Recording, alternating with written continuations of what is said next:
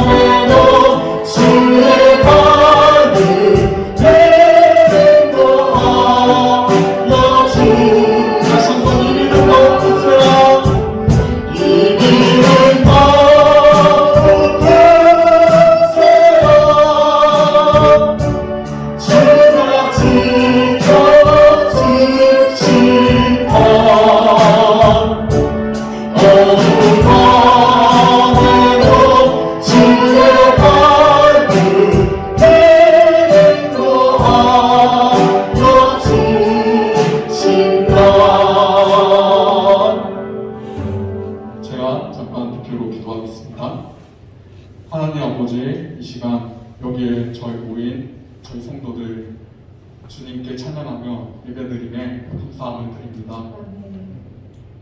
이 믿음 또한 주님께서 주신 것이니 저희가 할 것은 오로지 예배와 찬양밖에 없습니다. 하나님 아버지, 이 시간 말씀 듣는 귀, 그리고 또한 그 말씀을 받아들이는 저희 마음을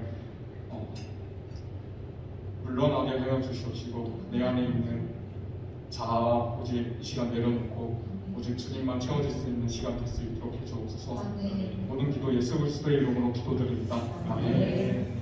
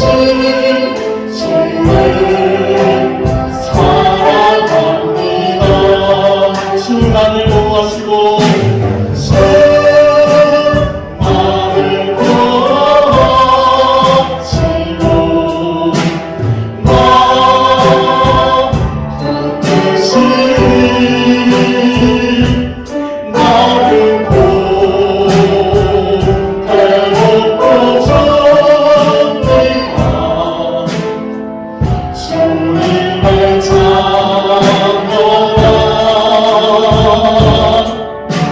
주 너를 구원하시고 나 붙드시니 나를 보배롭고 전대하 주의 찬양하라 지나간 일들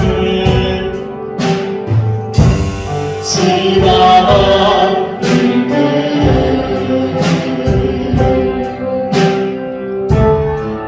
기억하지 않고 이전에 행한 모든 생각지 않으리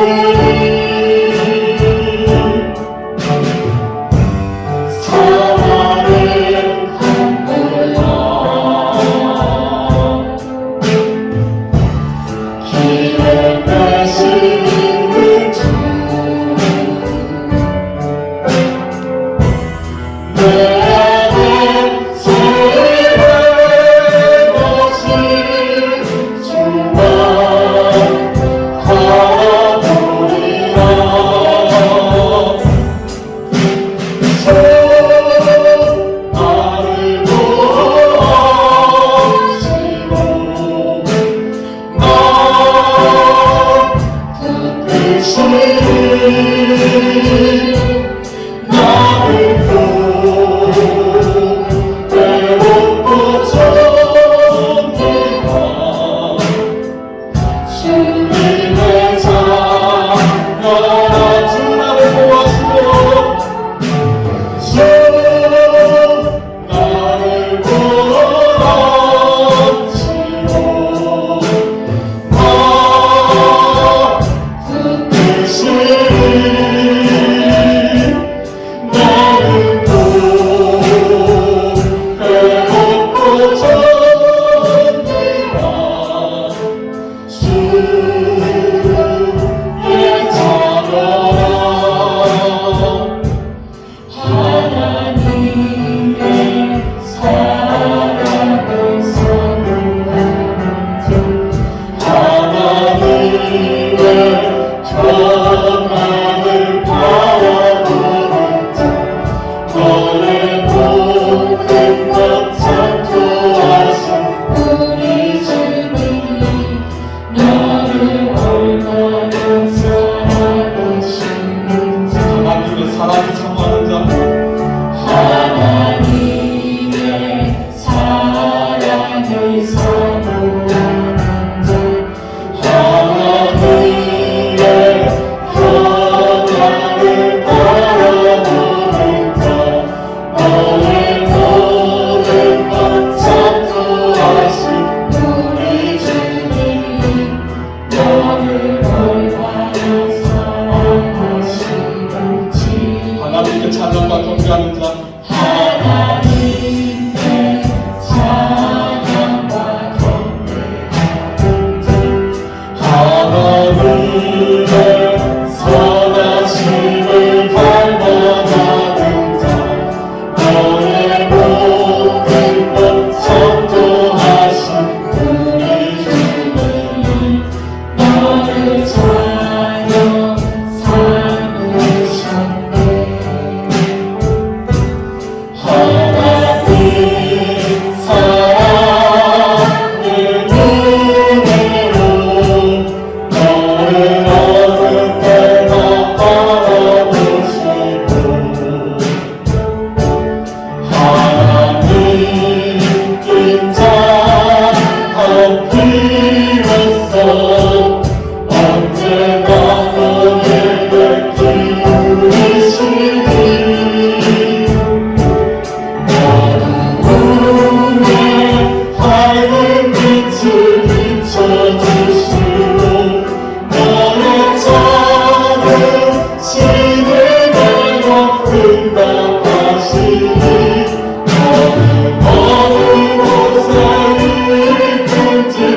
주를 바라고 주원하고 다시 한번 하나님의 사랑을 사모합니다.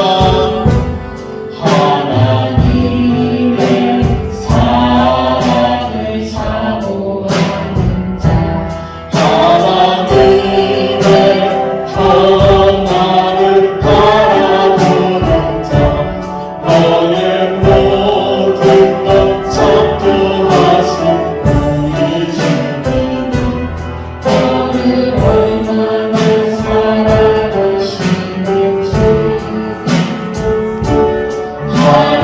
하나님께 찬양과 경배하는 자 하나님의 선하심을 간구하는 자 너의 모든 것 참조하신 우리 주님 너를 전하며 삼으셨네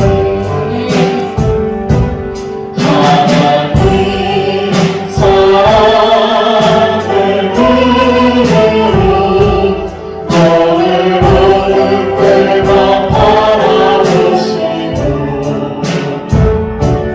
하나님 인자한 그로서 언제나 너에게 그리시니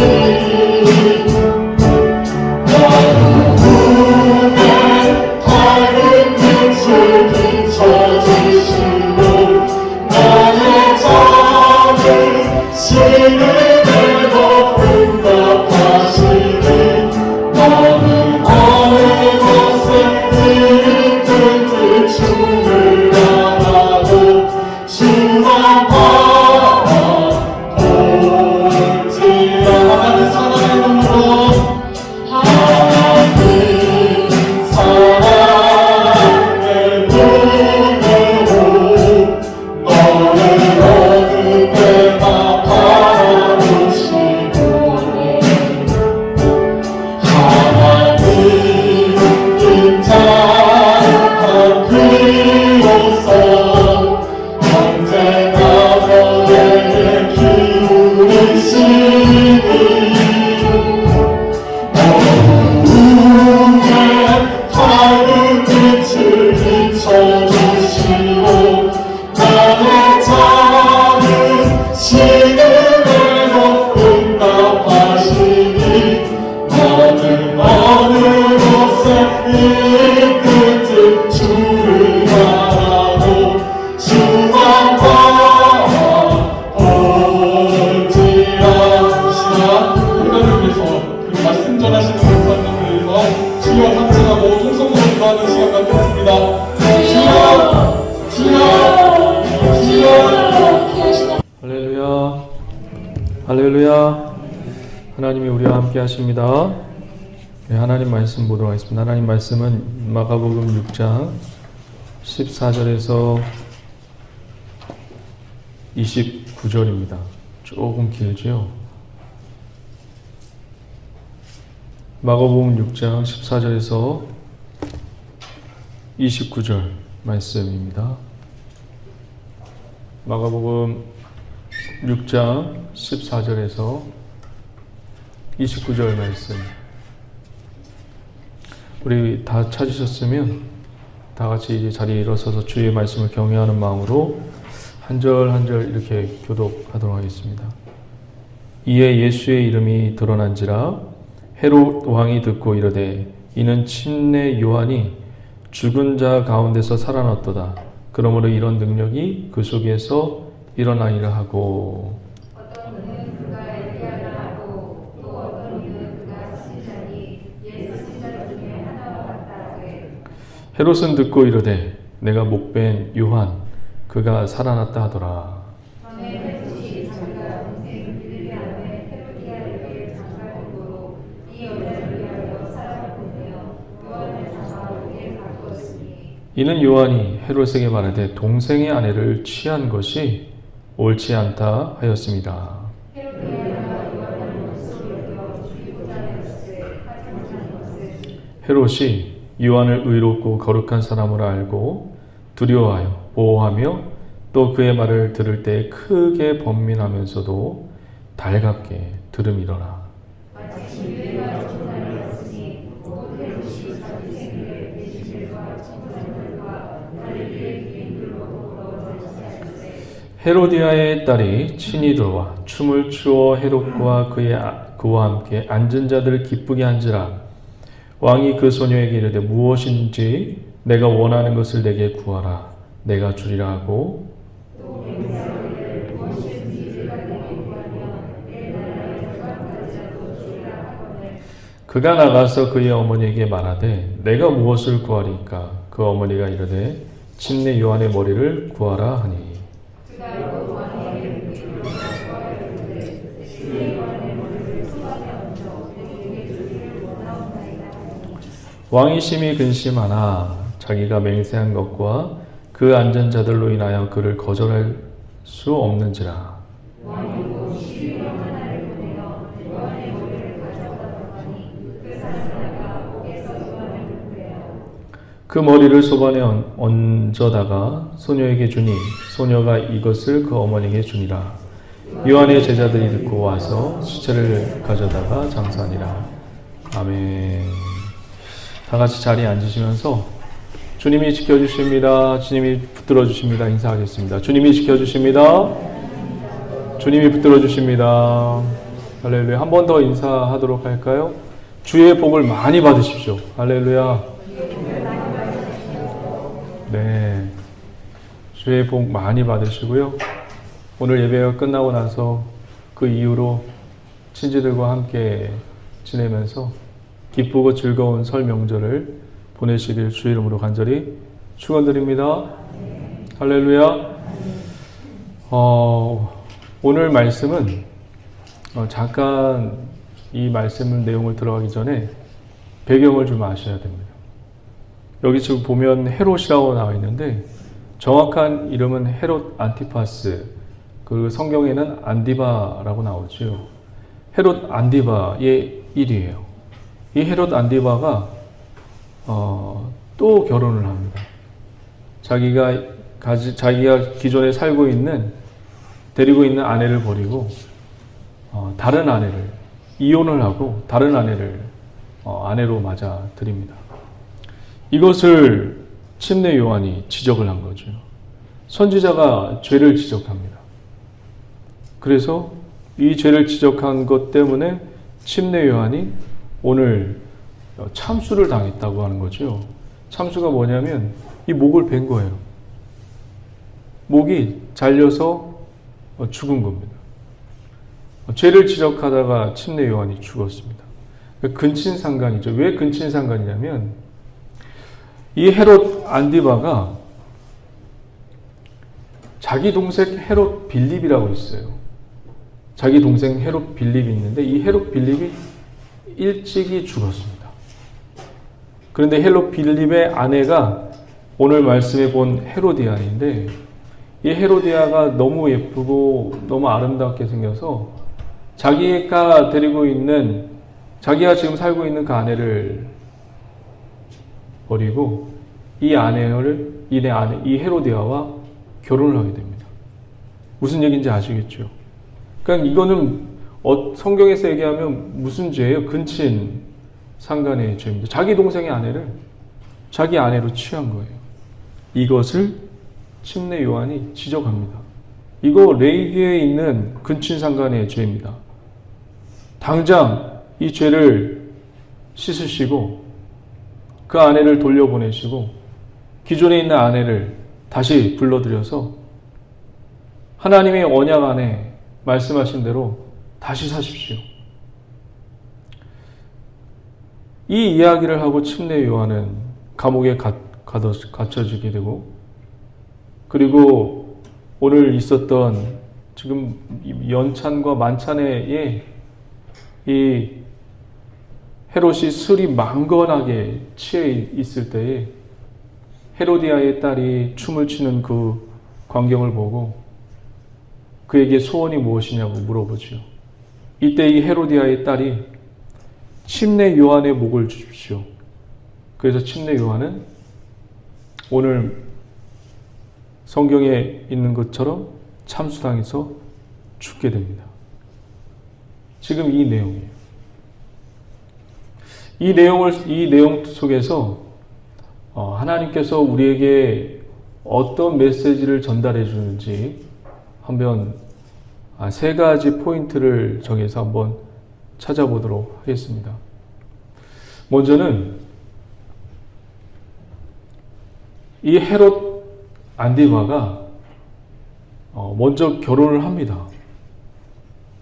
이 동생의 아내와 결혼하기 전에 아라비아 왕 아레라 4세의 딸 그 공주와 먼저 결혼을 해요.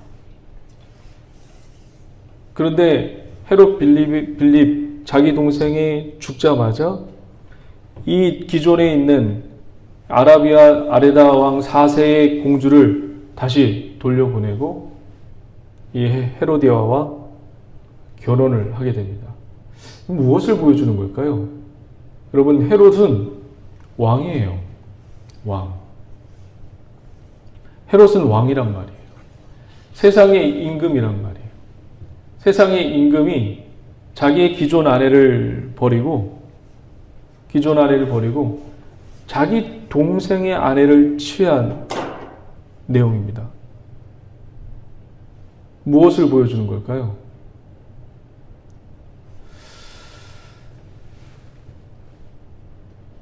여러분, 예수 그리스도는 성경에서 무엇으로 표시하죠? 왕으로 표현해요. 세상의 왕은 자기의 아내를 버립니다. 그러나 진정한 이 땅의 왕으로 오신 예수 그리스도는 우리를 버립니까? 버리지 않습니까? 신부인 우리를 절대로 버리지 않습니다. 믿으십니까? 지금은 그것을 이 성경에서 대비해서 보여주는 거예요. 너희들이 이 땅의 왕이라고 부르는 이 헤롯 안디바는 자기의 아내를 버렸지만 이 땅의 진정한 왕으로 오신 예수 그리스도는 신부된 우리를 절대로 버린다, 안 버린다? 절대로 안 버린다. 그 모습을 지금 대비해서 보여주고 있는 겁니다. 그런데 이 말씀을 보면서 믿음이 조금 연약한 분들이거나 그리고 또 믿음이 조금 없는 분들은 침례 요한이 지금 죄를 지적했단 말이에요. 의롭게 살았어요. 너무 의롭게 살았어요. 스스로 가난을 택하고 고행을 택한 선지자입니다. 너무 의롭게 살았어요. 남들에게 피해를 주지 않았던 사람이에요. 오직 그 사람들의 영혼을 위해서 죄를 지적하고 회개할 것을 촉구하면서 살았던 선지자입니다. 이렇게 의롭고 착하게 살았던 이 침례 요한이 어이없이 오늘 본문을 보면 죽는 모습이 우리에게 보여줍니다. 그래서 많은 분들이 믿음이 연약하거나 믿음이 조금 부족한 그 약한 분들은 이 모습을 보고 정말 신이 살아있나? 정말 신이 살아있으면 이럴 수가 없다라고 그렇게 이야기를 하고 그리고 또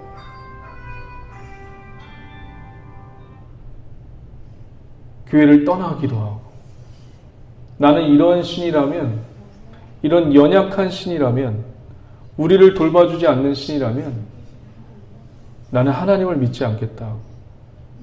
교회를 떠나는 사람들도 많이 있습니다. 많은 분들이 그래요. 그러나 오늘 첫 번째 포인트가 뭐냐면 오늘 말씀에서 첫 번째 포인트가 뭐냐면 이 헤롯 안디바는 왕이에요. 물론 로마의 속국 아래에서 지위를 부여받은 왕이지만 지금 어느 땅을 분배받아서 지금 나라를 다스리고 있는 왕입니다. 그런데 이 왕은 자기 아내를 버려요. 신부를 버려요. 그러나 영원한 왕이신 그리스도는 우리 신부인 우리를 버립니까? 버리지 않습니까? 절대로 버리지 않는 것입니다. 믿으십니까? 세상 사람들은, 그리고 믿음이 연약한 분들은 침례 요한이 죽는 모습을 보고 하나님은 없어, 신이 있다면 이렇게 착한 사람을, 이렇게 죄를 지적하고 의롭게 살려고 했던 사람을 죽일 수가 없어, 이렇게 비참하게 죽일 수가 없어. 그렇게 의심하고 하나님을 떠날 수도 있는데, 저와 여러분들 이런 믿음의 고백이 필요합니다. 하나님은 신부인 우리를 절대로 버리지 않는다는 것을 믿으시길 주 이름으로 간절히 축원드립니다. 하나님께서 우리의 연약한 믿음도 붙잡아 주시는 그런 은혜가 있기를 주 이름으로 간절히 축원드립니다. 에베소서 5장에 보면 교회와 그리스도의 관계를 가정의 관계로 설명한 구절이 있어요. 아내여, 남편들에게 복종하라. 그리스도께 복종하듯이 남편에게 복종하라. 남편된 자녀여, 아내를 사랑하라. 남편과 아내의 관계를 통해서, 이 가정의 관계를 통해서 예수 그리스도와 교회의 관계를 설명한 구절이 있습니다. 머리이신 남편에게 아내는 죽게 하듯 복종하라고 그렇게 써 있어요. 그래서 소위 말하면 많은 분들이 에베소서를 보면 아내가 남편에게 무조건 복종하는 이 말씀을 문자적으로 보게 되면 이 땅에서 사는 사람들을, 모든 여자들은 남자에게 복종하게끔 언뜻 보면 그래요. 그런데 그의 설명이 아니에요. 그리스도와 교회의 관계를 설명할 때 이것을 좀 더 잘 설명하기 위해서 아내와 남편의 관계를 통해서 예수님과 교회의 관계를 설명한 겁니다. 우리 한번 에베소서 5장 한번 잠깐 살펴볼까요? 에베소서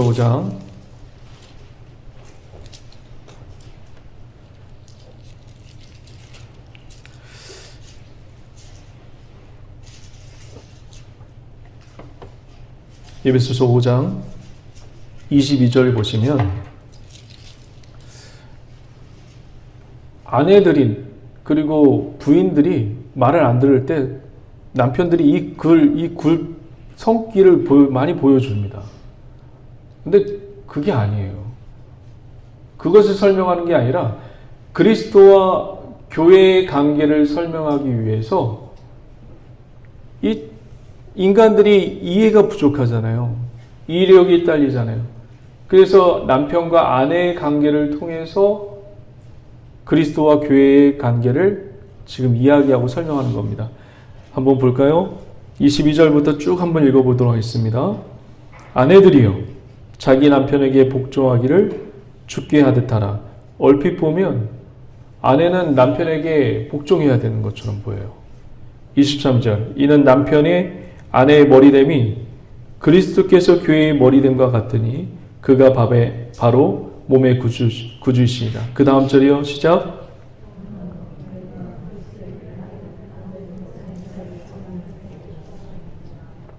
남편들아, 아내 사랑하기를 그리스도께서 교회를 사랑하고 그 교회를 위하여 자신을 주신 것 같이 하라. 보세요.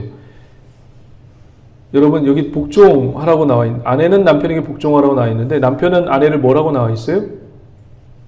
사랑하라고 나와 있어요. 저를 한번 보세요. 복종이 어려워요? 사랑이 어려워요? 복종이 어려운 거예요? 사랑이 어려운 거예요? 복종은 눈가림으로 복종할 수 있어요. 맞죠? 그 앞에서 네네 하고 고개 숙일 수 있어요. 그러나 사랑은 뭐예요? 마음이 없이는 안 되는 게 사랑이에요. 쭉 한번 더 읽어볼까요? 그런데 이 남편을 쭉 읽어보면 이 남편은 그리스도로 표현하고 있어요. 그리스도가 우리를 사랑한대요. 그리고 우리는 주님께 복종해야 되는 거예요. 이 복종은 얼굴빛으로 복종할 수도 있어요. 표정으로도 복종할 수 있어요. 언제든지 숨길 수 있는 게 복종이에요. 이 마음 상태를. 그런데 남편은 아내를 사랑한대요. 죽기까지 사랑하신 겁니다. 할렐루야. 그리스도가 죽기까지 이 교회를 향해서, 저와 여러분들을 향해서 죽기까지 사랑하는 그 장면을 여기서 보게 되는 겁니다. 계속 한번 볼게요. 이는 곧 물로 씻어 말씀으로 깨끗하게 하사 거룩하게 하시고 자기 앞에 영광스러운 교회로 세우사 티나 주름 잡힌 것이나 이런 것들이 없이 거룩하고 흠이 없게 하려 하십니다. 28절 시작.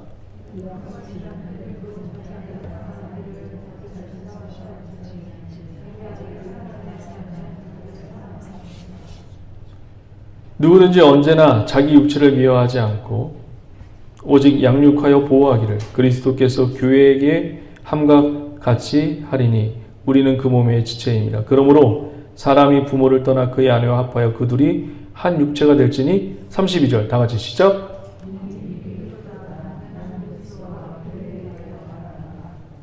이 얘기는 남편과 아내에 대한 이야기가 아니라 누구에 대한 이야기죠? 이 비밀이 크도다. 그리스도와 교회에 대하여 말하노라. 남편이 뭐가 되라고 말씀하고 있죠? 머리가 되라고 말하고 있어요. 보세요. 저를 한번 보세요. 이 머리가, 여러분, 이 머리가 잘못되면 어떻게 돼요? 이 머리가 잘못되면. 머리는, 야, 이거 물 한번 먹자. 그래서 손을 뻗고서 지금 먹게 됩니다. 그런데 이 머리에 전달된 이 신경들이 이 팔에 움직이지 않고 발이 막 이쪽으로 가고 이 머리에 복종하지 않으면 어떻게 돼요? 이 몸뚱아리가. 머리에 복종하지 않으면 이 몸뚱아리가 어떻게 돼요? 이 머리는 이 물을 먹고 싶어 해요. 그래서 손으로 가서 이 물을 이렇게 떠먹습니다. 이 머리에 복종하지 않고 이 발이 막 이쪽으로 가고 저쪽으로 가고 이 손이 막 다른 일을 하고 그리고 이 머리에 복종하지 않으면 이 몸뚱아리는 어떻게 되는 거죠? 장애인이 되는 거죠. 그 몸을 구성할 수가 없는 거예요. 제대로 된 몸을 구성할 수가 없는 거예요. 그래서 머리이신 그리스도께 이 교회는 어떻게 해야 돼요? 복종하는 겁니다. 할렐루야. 그래야지 이 교회가 잘 돌아갈 수 있는 거예요. 그래서 교회의 머리는 사람이 될 수가 없어요. 오직 그리스도, 오직 예수님이 이 교회의 주인 되어야 되고 저와 여러분의 삶의 주인 되시기를 주의 이름으로 간절히 축원드립니다. 헤롯은 왕이었습니다. 그러나 그의 아내를 버렸어요. 그러나 그리스도는 신부인 우리를 영원토록 버리지 않고 그의 죽으심으로 우리의 핏값으로 우리를 사신 놀라운 사랑을 오늘 저와 여러분들 깨닫고 감사함으로 나가는 기억된 믿음의 자녀 되시길 주의 이름으로 간절히 축원드립니다. 할렐루야. 굉장히 큰 메시지인데 여러분들이 이 큰 비밀의 메시지, 하나님의 사랑, 이것이 이 삶 속에 살다 보니, 세상에 살다 보니 하나님의 사랑이 잘 안 느껴질 때가 많이 있을 것입니다. 세상에 쳇바퀴씩 돌아가면서 바쁘죠. 남자들은 자녀들을 먹여 살리고 아내들을 먹여 살리고 바쁘고, 아내들은 또 집안 살림이라 바쁘고, 어떨 때는 하나님의 사랑을 모르고 그 크신 사랑을 모르고 값비싼 사랑인데 값어치 없는 사랑으로 전락시켜서 우리가 살아갈 때도 많이 있습니다. 정말 값비싼 사랑이에요. 이 큰 사랑을 절대 놓치지 않기를 주의 이름을 간절히 축원드립니다. 할렐루야. 이 헤롯이 참 특이한 게 있어요. 무엇이 있냐면 이 헤롯 안디바가 빌립이 요한이 침례 요한이 그렇게 죄를 지적합니다. 근데 그 죄를 지적할 때 헤롯이 막 저놈 죽여야지 막 가만히 안 있어. 야, 어떻게 이 왕한테 이렇게 이런 얘기를 하지? 그렇게 반응하지 않고 어떻게 반응했냐면 달게 여겼다고 성경이 기록하고 있어요. 죄를 지적하는데 달게 여겼다고 성경에서 얘기하고 있거든요. 한번 볼까요? 마가복음 6장 다시 한번 와봐서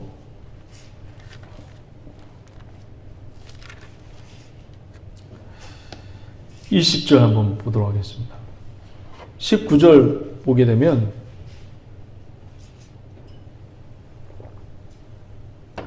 헤로디아가 요한을 원수로 여겨 죽이고자 하였을 때 하지 못한 것은 헤로디아는 진작부터 침례 요한을 죽이고자 했습니다. 그런데 죽이고자 했는데 죽이지 못하는 것은 무엇 때문에 그러냐면 이 헤롯 왕이 침례 요한의 말을 너무 달게 여긴 거예요. 죄를 지적해주는 침례 요한이 밉지가 않은 거예요. 한번 볼까요? 그 다음 절 20절 다 같이 한번 읽어봅니다. 시작. 헤롯이 요한을 이롭고 거룩한 사람으로 알고 두려워하여 보호하며 또 오늘 말을 들을 때에 크게 경민을 하면서 달갑게 부르더라. 침례 요한이 근친상간의 죄입니다. 당장 그 죄를 씻으시고 원래 상태로 복구하세요. 지금 떠났던 그 공주를 다시 데리고 오시고 이 빌립의 아내였던 자기 처의 아내였던 이 헤로디아를 보내세요. 그리고 또 이 헤로디아가 헤롯 안디바의 조카예요. 이런 얽히고 설킨 가정사에 이 침례 요한이 그 크고 높은 권력자 앞에서 떨지 않고 그거 죄입니다. 그거 죄예요. 당장 하나님 앞에 회개하세요. 이렇게 침례 요한이 권면합니다. 그런데 그 말을, 그 메시지를 너무 달게 여깁니다. 여기서 무엇을 볼 수 있나요? 달게 여기지만 헤롯이 어떻게 하죠? 돌아서나요? 돌아서지 않나요?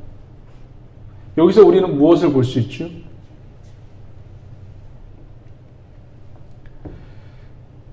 아무리 하나님의 말씀이 달게 여겨지고 좋게 여겨진다 할지라도 헤롯이 하나님을 믿어요? 안 믿어요? 안 믿어요. 여기서 우리는 무엇을 볼 수 있나요? 찾으셔야 돼요. 하나님 말씀은 달아요. 그렇게 살면 안 된다는 걸 알아요. 저 여러분들도 이 땅에 살면서 이 땅의 정욕과 안목의 정욕과 이색의 자랑을 따라가면 안 된다는 걸 알아요. 교회에 와서 목사의 말을 듣고 목사의 말에 고개를 끄덕거립니다. 알아요. 그런데 하나님을 믿지 않아요. 인간의 내면에 그리고 인간의 실력과 인간의 의지를 발동해서 하나님 말씀은 달고 좋은 건 알고 있지만 내 실력과 내 영혼의 내면 속에서 하나님을 믿을 수 없는 스스로가 믿을 만한 그런 믿음이 없다라는 것을 헤롯을 통해서 보여주고 있는 겁니다. 무슨 얘기인지 아시겠어요? 많은 분들이 저 권사님 믿음 좋아, 저 장로님 믿음 좋아, 저 집사님 믿음 좋아, 저 청년 믿음 좋아. 근데 그 믿음이 내 영혼의 내면과 내 의지의 실력에서 나오지 않는다는 것을 헤롯을 통해서 보게 돼요. 맞죠? 무슨 얘기인지 아시겠어요? 헤롯은 침례 요한을 통해서 하나님 말씀이 너무 달아요. 그런데 그 영혼의 내면 속에는 하나님을 믿으려고 하는 그 의지와 실력이 없어요. 노력을 하고 있지만 믿지를 못해요. 믿음은 누가 주는 거예요? 그렇죠. 하나님밖에 할 수가 없는 거예요. 그러니까 저와 여러분들이 지금 이 자리에 와서 주님을 믿는 것은 정말 놀라운 일이 아닐 수 없습니다. 믿으십니까? 하나님이 찾아오셔서 여러분을 이 자리에 앉혀놓으신 거예요. 내 힘과 능력으로 아니에요. 착각하면 안 돼요. 달게는 여겨요. 하나님 말씀 달게 여기지만 침례 요한을 결국에는 어떻게 하죠? 죽입니다. 왜 죽이죠? 자기가 술 잔치에서 만찬에서 여러 대신들 앞에 해놓은 얘기가 있거든요. 이것을 변개할 수가 없어요. 왕이 한 입 갖고 두 말을 한다는 것은 있을 수가 없는 얘기예요.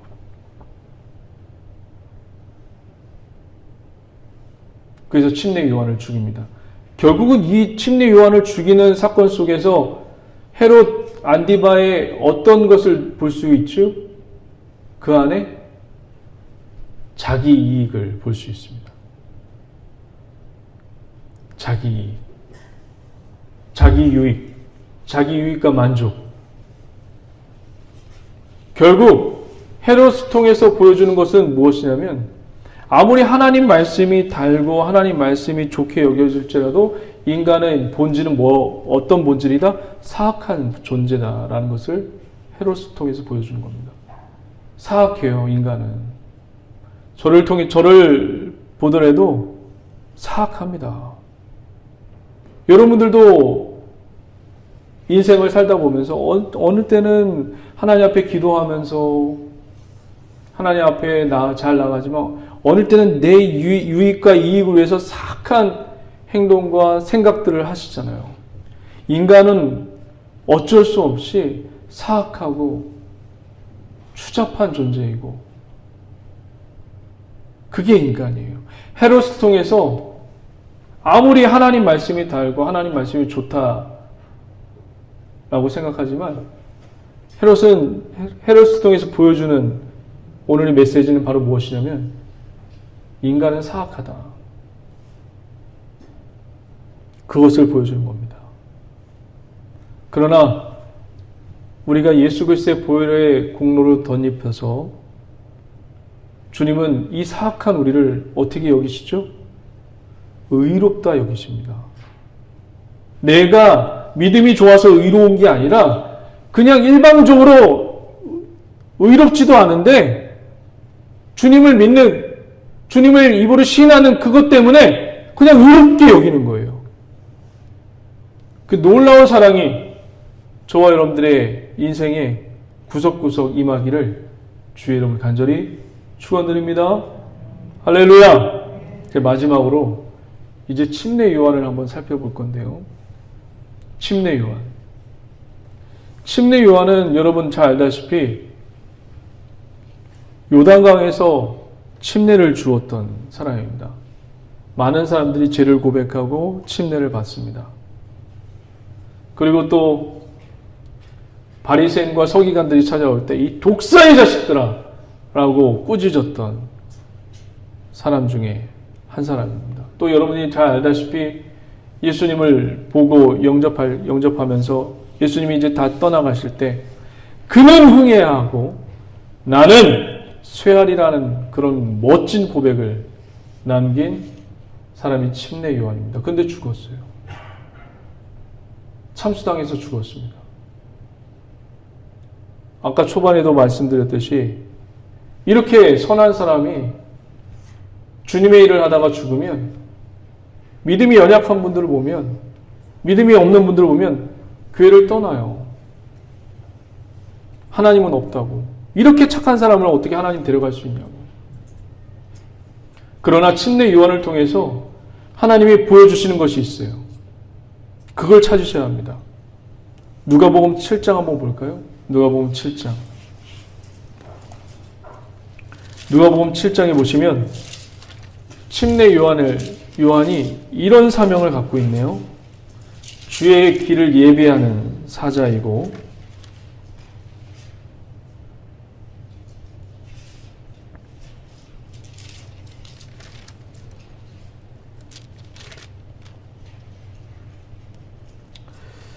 (27절) 보도록 하겠습니다.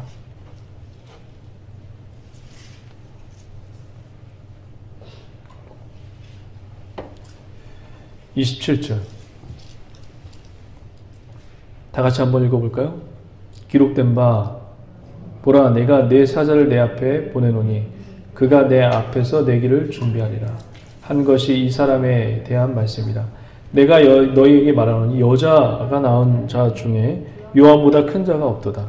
그러나 하나님의 나라에서는 극히 작은 자라도 그보다 크라 하시니라. 요한이 여자가 낳은 중에서 이 세상에서 가장 큰 자입니다. 그런데 천국에 올라가서 보면 요한도 극히 작은 사람에 불과하대요. 그러면 저와 여러분들은 천국에 올라가면 어느 정도 수준일까요? 극히 작은 자 중에 포함되기를 주의 이름으로 간절히 축원드립니다. 할렐루야. 여기 보면 침례 요한의 사명이 나와 있어요. 사명이 뭐냐면 27절 기록된 바 보라 내가 내 사자를 내 앞에 보내니 그가 내 앞에서 내 길을 준비하리라. 이게 사명이에요. 내 길을 준비하는 게 사명이에요. 침례 요한과 좀 비슷한 분이 있어요. 내 길을 준비하고 침례 요한은 어떻게 한 거죠? 죽은 거예요. 사명을 다하고 죽은 거예요. 모세도 한번 볼까요? 모세는 120세 때의 시내산에서 느보산이죠. 느보산에서 생을 마감합니다. 그런데 신명기에 보면 독특한 말씀이 있어요. 뭐냐면 그가 죽을 때에 눈이 새하지 않았고 기력이 새하지 않았대요. 그런 얘기는 무슨 얘기예요? 목숨이 간당간당하지 않았다는 얘기예요. 건강했다는 얘기예요. 한번 볼까요? 이것도 신명기 34장에 있습니다. 신명기 34장.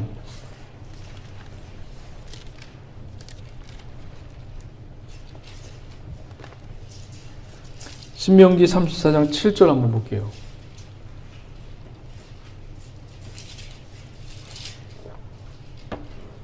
신명기 34장 7절 찾으셨나요? 굉장히 중요합니다. 근데 죽어요. 신명기 34장 7절 다 같이 한번 읽어봅니다. 모세가 죽을 때의 나이 120세였으나 그의 눈이 흐리지 아니하였고 기력이 새하지 아니하였더라. 근데 죽었단 말이에요. 눈이 흐리지 않았고 기력이 새하지 않았어요. 근데 죽었어요. 그래서 가나안 땅에 못 들어가요. 왜 죽었죠? 무슨 얘기냐면 이제 앞으로 이 이스라엘 백성들이 모세를 마치 하나님같이 섬겼단 말이에요. 많은 사람들이 모세를 의지합니다. 모세가 죽으면 어떻게 되는 것처럼 여겨요. 모세를 그래서 하나님이 데려가세요. 무슨 얘기죠, 그러면? 앞으로 가나안 땅에 있을 전쟁과 가나안 땅에 정착하는 것도 사람이 한다, 하나님이 한다? 하나님이 한다. 앞으로 하나님이 한다는 것을 이 모세의 죽음을 통해서 가르쳐 주시는 겁니다. 그러면 침례 요한이 죽었어요. 사명을 다했단 말이에요. 사명이 뭐였어요? 예수님의 앞길을 준비하는 게 사명이었어요. 근데 죽었단 말이에요. 그럼 뭘 보여주는 거예요? 사명이 도대체 뭐예요? 사명. 많은 분들이 사명을 이제 꼭 기억하십시오. 많은 성도님들이 사명을 내가 무엇을 이루는 것이 사명인 줄 알아요. 아니에요. 다시 정립하세요. 사명은 내가 뭘 이루는 것이 사명이 아닙니다. 사명은 그럼 뭐예요? 그리스도가 나타나는 거고 그리스도의 뜻이 이루어지는 게 사명입니다. 믿으십니까?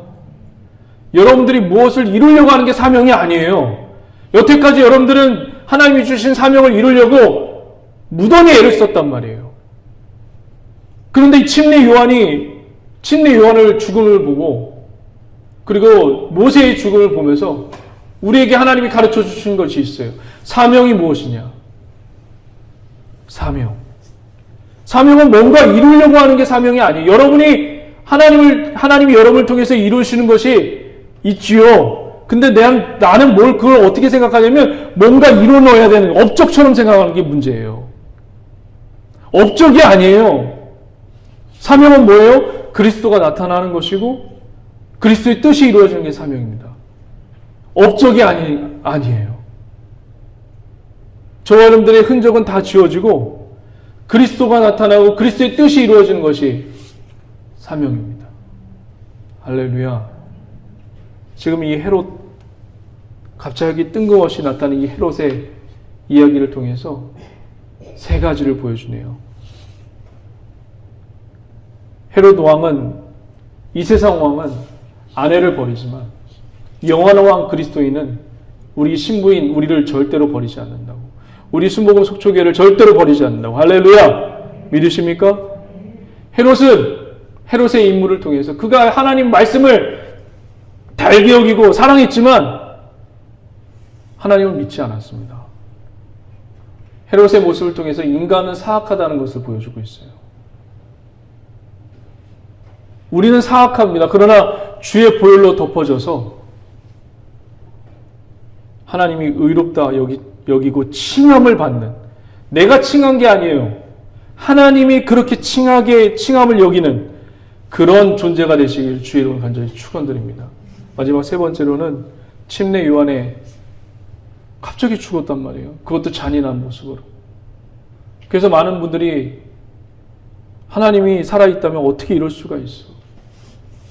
원망하고, 하나님을 원망하고, 교회를 원망하고, 목사를 원망하고, 하나님을 원망하고 떠납니다. 근데 우리의 사명은 어떤 업적이 아니라 그리스도가 나타나고 그리스도의 뜻이 이루어지는 것이 사명인 것을 오늘 헤롯과 침례 요한의 참수를 통해서 보게 됩니다. 부디 바라기는 우리 순복음 속초교회 성도님들 통해서 그리스도가 나타나고 그리스도의 뜻이 이루어지는 은혜가 내가 하고 싶어도 안 돼요. 그게 하나님이 그것을 허락해 주셔야지만 됩니다. 하나님의 허락하심과 그 허락이 은혜예요. 은혜가 있기를 주의 이름을 간절히 축원드립니다. 기도하시겠습니다.